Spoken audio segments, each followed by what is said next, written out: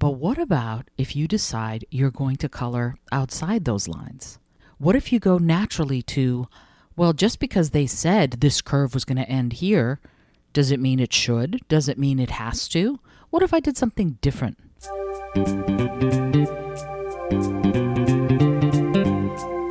Hello and welcome to the Innovative Mindset Podcast. I'm your host, Isolde Trachtenberg.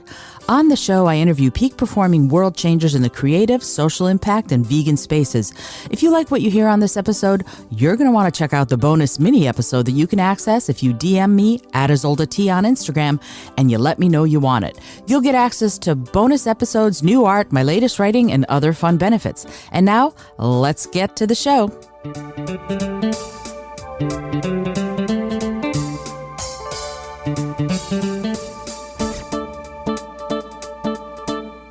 Hey there, and welcome to the Innovative Mindset Podcast. I'm your host, Isolde Trachtenberg. Thank you so much for being here.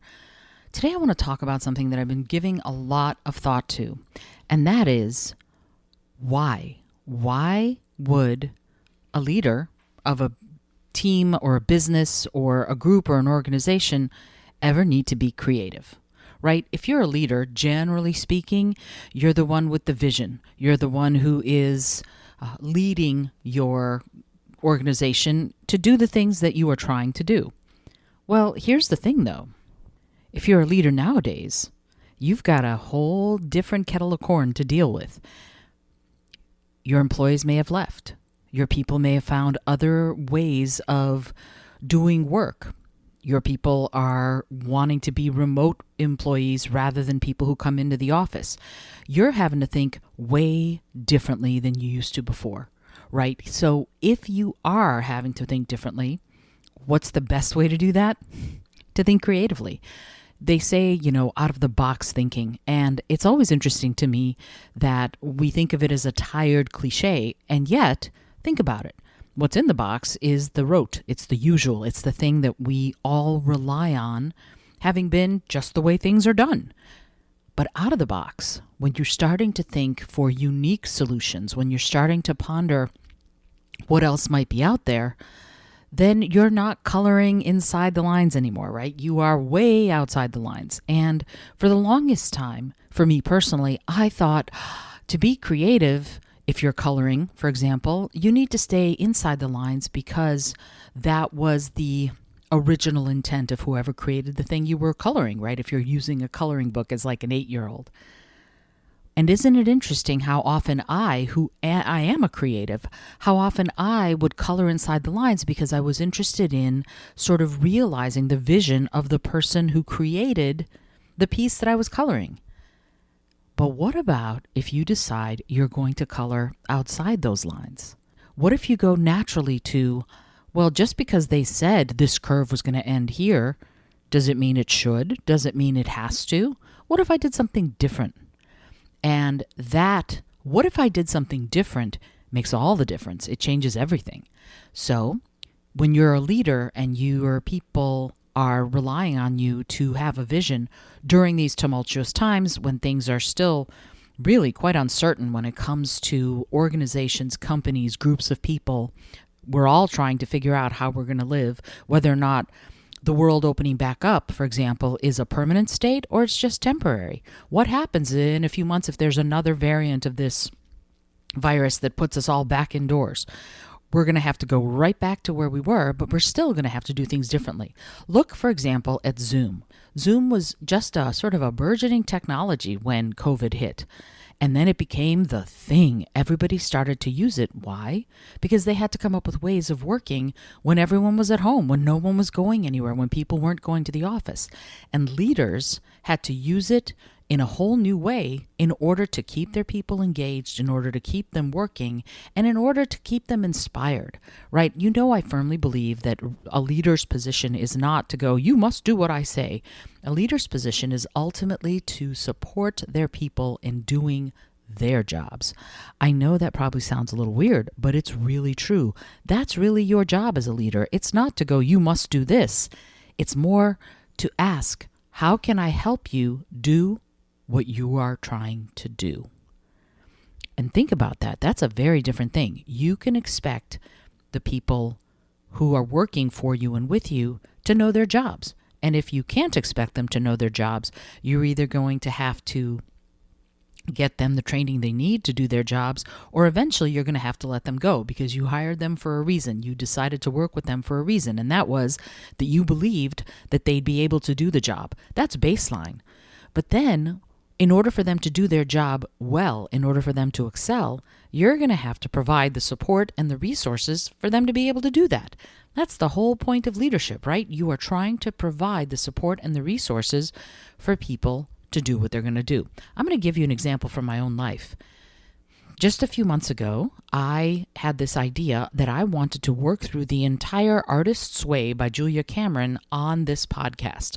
So I asked a number of people to join me on the show, and we would all work through the book, and we would all go through the exercises and then discuss them. And it got very intimate and vulnerable.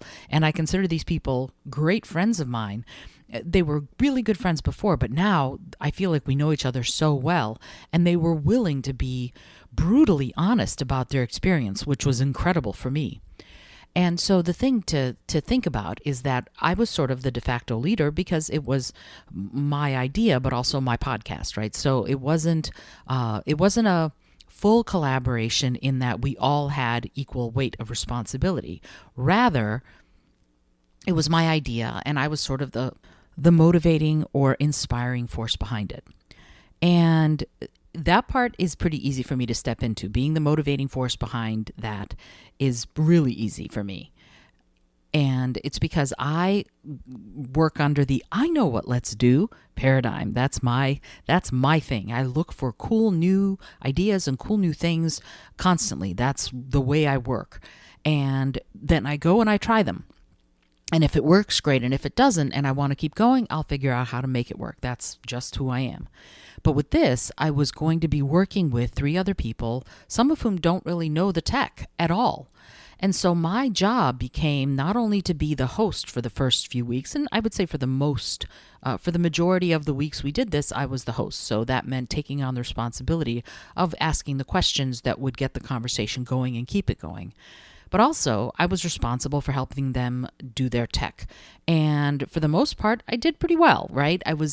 My job became to sort of go, okay, what do you need to know in order for your sound, for you to be able to record, in order for you to be able to hear as well as possible? And it was made a little more difficult because we weren't all in the same room, and I didn't know what their setups were. So, and I am a really good engineer, but I'm not a great engineer, I would say. And so I didn't always know because I don't know all of the parameters of what people are working with. And I'm more a Mac girl than a PC girl. So that was another part of it, is that I just don't know PCs well enough to go, you should do this, you should do that to fix the thing that's wrong.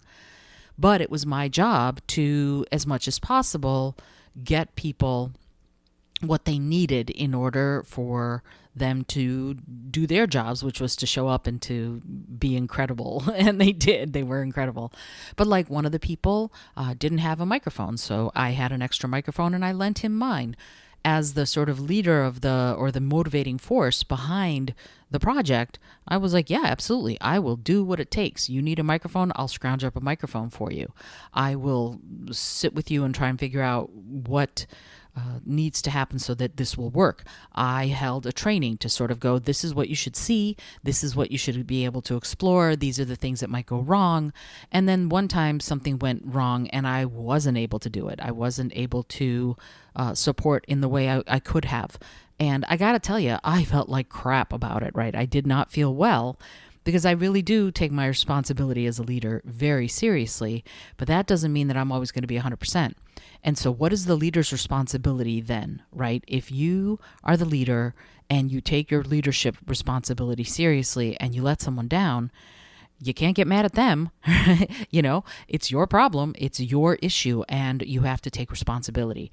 If you're a leader and you mess up or things don't go well, it's your problem. It's your responsibility. It's your issue. And you're the one who has to sort of go, yeah, this was on me. It wasn't on you, because it's not on them, right? The same thing happens with the Philosopher's Tones.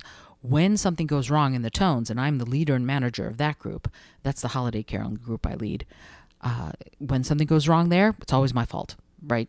I could have done more. I could have done better to get them all that they needed for things to not go wrong. Sometimes things go wrong and it's out of your control, right? You're supposed to perform outside and there's a huge thunderstorm. Okay, yeah. Or the same thing could happen if you're doing a podcast and somebody's power goes out. That's not something you can do anything about. I mean, you could, I suppose, have a generator and all that other stuff, but no, right? It becomes a tough thing to handle. And sometimes you just have to go, okay, there's no way we can do this. But then again, it's up to the leader to go, this isn't something that can happen right now, before we all get so frustrated that nobody does anything. Let's stop. And I'm not always great at that either, right? I would like to be good at that. And the way I try to be good at it is to go, what are the potential creative solutions to this, right? And I always drop back into the one question that I ask myself whenever something goes wrong. If I feel stuck, if I feel stymied, I always ask myself this: what is one small thing I can do right now to improve the situation? That is a question that is so important to ask yourself, because you might not be able to fix the whole thing right away, but you might be able to get it working, or at least limping along, right? And that is crucial to being a creative leader. You are a creative leader when you can go, okay, it may not be perfect, but how can we think innovatively? How can we use our ingenuity to make it as good as it can possibly be? And that is key to leading today's teams, whether it is a group, an association, a company, a creative group, whatever it is. The key to it is to ask those questions, and things won't be perfect. And in fact, perfect is the enemy of yay, we did it, right? Perfect is and now I'm going to do an entire episode on this. Perfect is the enemy of yay, we did it. That's the best way of saying it. And I want things to go as beautifully as they can, and to be as exciting and wonderful and terrific and amazing and creative and artistic and all of that other stuff as we can. And I want it to help people, and I want to save the earth, and I want to change the world, and I want to do all of those things. And sometimes it's not possible. And how you respond to that is key to you being a good leader. You're not always going to get the way you want it, but you can still get something really magical if you're willing to be creative and innovative and use that ingenuity. Alrighty, this is Isolde Trachtenberg for the Innovative Mindset Podcast. I hope that you enjoyed today's episode, and I wanted to let you know something super cool. There is now Innovative Mindset Podcast merchandise. If you like the show and if you like that little I have an idea light bulb logo, you can now get it as a sticker or a button or even on a shirt if you want. If you take a look at the show notes, you will see the link to that. And I would love it if you'd support the podcast in that way. And it's a great way to tell other people about it too. Alrighty, until next time, this is Isolde Trachtenberg reminding you to be bold, be creative, and most of all, be kind. And by the way, Be Bold, Be Creative, and Be Kind is also available at that merch shop. You can find it there too. The link is in the show notes. Alrighty, until next time.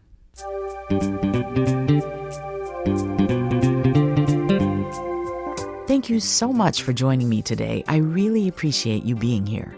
Please subscribe to the podcast if you're new, and it would mean the world to me if you told a friend about it. Today's episode was produced by Isolde Trachtenberg and is copyright 2022.